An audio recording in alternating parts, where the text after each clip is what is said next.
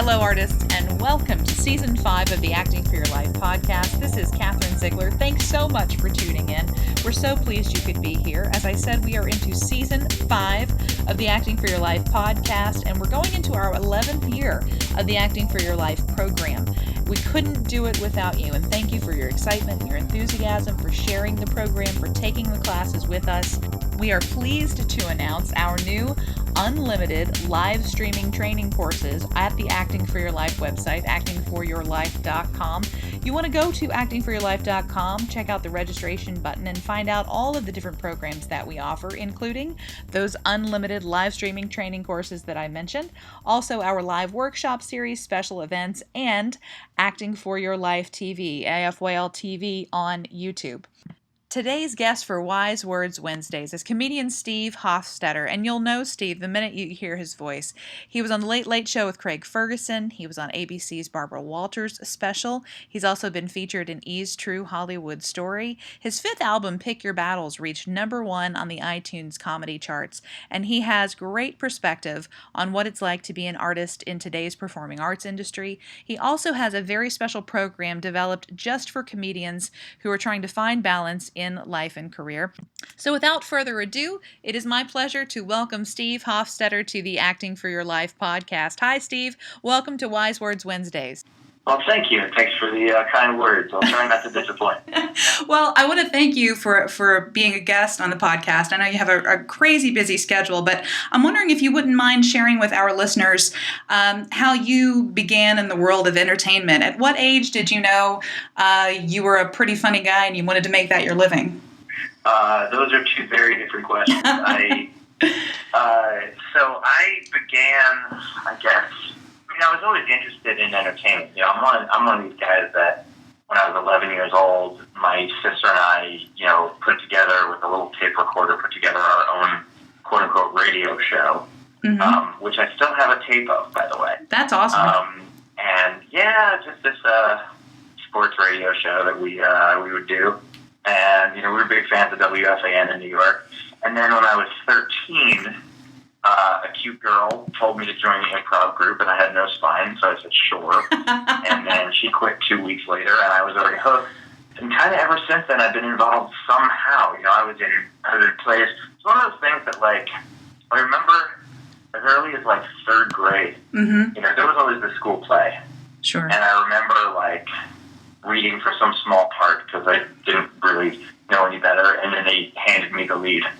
Wow. I was like, wait, what? And it turns out it was probably just because I could speak English. I went to school in Queens. So, but then I've just been kind of involved in one way or another ever since. I didn't really know I could do it professionally until 6 months after I already was doing it professionally. I never intended to become a comic.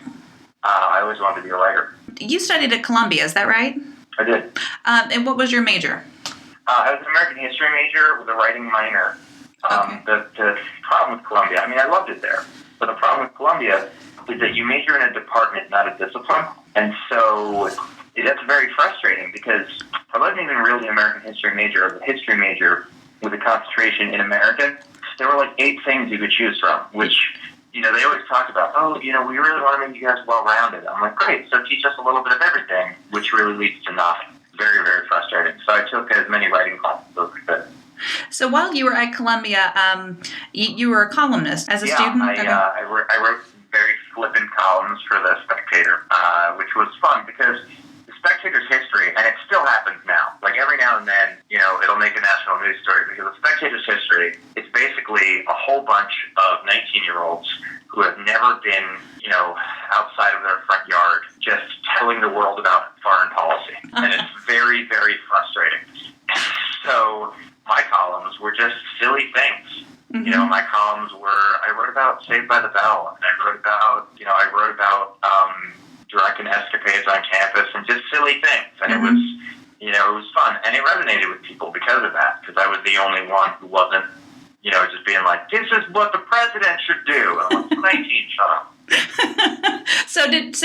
Was it your column that led you to life outside of campus in terms of things professionally, or what was that next step that you took? Well, the column actually came after. The column was my senior year. Okay. And I had already as a junior, I was actually a professional sports writer. I took a year off in the middle of my junior year. So after one semester junior year, I took a year off to write for the New York Yankees. And that was also the same year that I started writing a column for collegehumor.com, which was, at the time, a 3-month-old website that nobody knew about. Mm-hmm. And then, years later, sold for $50 million, though unfortunately I did not own any of it. So you've got writing, and you've got the year that you've taken off, and then you go back and you start your column. At what point did you get on the stage? When did that happen for you? I got on the stand-up stage my senior year of college. So, I had been doing this column for College Humor that had been fairly successful, and I always wanted to try stand-up. And I had actually written a bunch of jokes down my freshman year of college. We were walking around Times Square, we went to some amateur night, and I wrote a bunch of jokes down, and I never bothered putting the work in to memorize them or actually try them. And then I went to a stand-up show senior year, and I was like, you know what, I should just do this. And I went and I did, and I thought that was it. Bucket list accomplished, crossed it off. 9 months later, graduated, couldn't find a job, trying to promote the book. Went to a college to, do a talk basically to promote the book, and they asked me if I could do stand-up. I was like an idiot. I was like, yeah, sure, I did that once. I could do a half hour. It went well, and I really wish I had a tape of it to see, did it go well because I, pulled a rabbit out of a hat, or did it go well because these people were idiots and they just believed it was good? Mm-hmm. I don't know, but it should not have gone well. So with that, and from what I understand, we booked you through my husband, who did an interview with you beforehand, and he is also a writer. But from what I understand, you're also very involved in the business side of things, in terms of club acquisition and management and that sort of thing. Tell us a little bit about that. Well, I like creating, and business allows you to create as well, mm-hmm. because you can create on a larger scale. When I create stand-up, yeah, it's fun, but when I create a business, you end up employing a dozen people. You end up changing people's lives, mm-hmm. and so you can be very creative in how you do that. I've always viewed business just as understanding what a human being wants, and then trying to give it to them. And that's basically what sales is. Yeah. And that's our approach to the comedy clubs, making it more about the experience. And it was something that I got involved in at first accidentally. I would kind of always find myself in a manager or owner's office at the end of the week, just talking to them about social media. Here's everything you're doing wrong. Here's why, you've got to look into online and not print and radio anymore, and eventually one of them said, hey, can we pay you to help? And then that kind of led to a position as a consultant, and then that led to me being like, I want to open my own place. Was there a learning curve, or what was the learning curve for you going from someone who is creative, who'd been a writer and then was on stage, going into consulting and then owning your own business? Was there a learning curve, and what was that learning curve about for you, if one existed?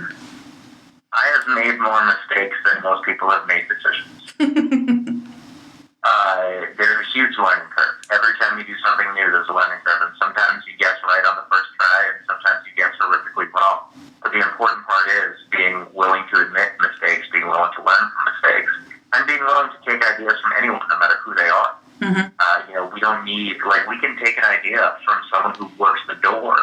If it's a good idea, even if it has nothing to do with the door, mm-hmm. We want good ideas from everywhere. And, and that's, part of the learning curve is learning to identify which ones are good with a higher success rate. Mm-hmm. Anybody who says any business that they've gotten into is easy is someone who got very lucky. Ain't that the truth? Now, from what I understand, your commitment to comedians and finding that life and career balance has led you to create a grant. Where did that idea come from? So the Markham Grant, which is named in memory of my father, is, the idea, it came from just years of noticing that so much of a comedian's life is spent doing non-comedy things because they need to afford to eat. Mm-hmm. And, you see people who would skip 5 years, of their life if they could just not have that, serving job or drive for Uber or whatever it is. Mm-hmm. And so the idea of the Markham Grant is, it's not enough money to change someone's life, but it's enough money to help. And, my father always, big believer in charity, big believer in helping people. He was someone, the way that, my wife and I described him, is he always showed up. Mm-hmm. You needed to move, he'd show up to help you. You needed to ride somewhere, he'd show up to drive. You threw a party for some life event, he would show up. And so, this scholarship is me showing up. That's fantastic. How would one find out a little bit more about this or apply for the scholarship? Well, applications are done for this year.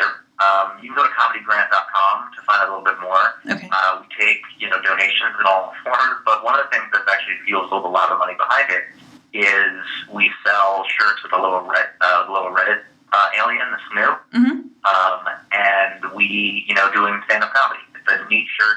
It was something that someone made for me as a gift, just because I'm on Reddit a lot, and I loved it, and I was like, and every time I wore it, a comedian would be like, hey, where do I get one of those? Mm-hmm. And so we talked to Reddit about the scholarship, and they loved it, and we got permission to sell the shirts, to try to raise money for it, and so if someone loves the idea, or if they just want a really cool shirt, which, by the way, is very, very soft, none of this blend garbage, this is very nice stuff, they can go and they buy one, and 100% of the gross, not the net, mm-hmm. I pay for shipping and I pay for the shirt out of pocket, and 100% of the sales go right to the grant. And we're actually going to announce the finalists probably within a week or two. Oh, that's exciting. We'll definitely keep our listeners informed about that. If you had to give, and this is going to sound like a really generic question, but I love to ask this of all of my guests because we have listeners from all over the world in 71 different countries, and all of their experiences are so different. But so many of us, we do live the same lives, just on different continents. If you could give folks advice, if they're looking to get into comedy or into writing, what would you suggest they do? Where would you suggest they start? Instead of getting the technical of like, well, here's the way to submit, well, I will say The Writer's Market is a book that changed my life, and I believe everybody should, get it and read it and use it. My advice is mean it. You want to do this, then do it, because you are the only person who can make that happen. There's so many times, every time I hear a comic talk about how, oh, well, the industry is prejudiced against X, or they're just not ready for my material, or it's like, how many excuses can you make mm-hmm. before you understand that you're not an artist? You're not an artist if you don't understand that all you need to do is create amazing art. Mm-hmm. Now, obviously, having a business sense helps, being a likable person. There are a lot of other things that play into it. But the most important thing to do, and the root of it all, is create art. Steve Martin said that, be so good you can't be ignored.